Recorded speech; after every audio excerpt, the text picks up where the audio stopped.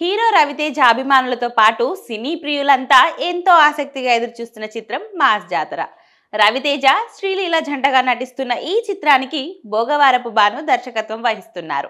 శ్రీకర studios సమర్పణతో Sithara entertainments, fortune 4 cinemas పథకంపై సూర్యదేవర నాగవంశీ, సాయి సౌజన్య ప్రతిష్టాత్మకంగా ఈ చిత్రాన్ని నిర్మిస్తున్నారు.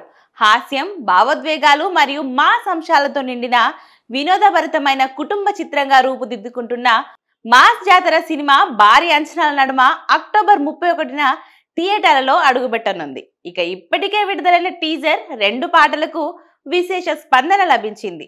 విడుదల తేదీ సమీపిస్తుండటంతో చిత్ర బృందం ప్రచార కార్యక్రమంలో జోరు పెంచింది.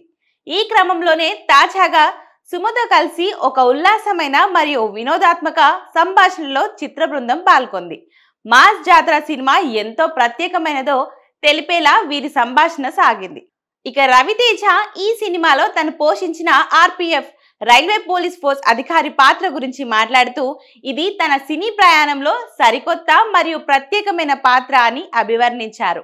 అలాగే చిత్ర దర్శకుడు భాను భోగవారపు, సంగీత దర్శకుడు భీమ్ సిసిరోలియోపై ప్రశంసలు కురిపించారు.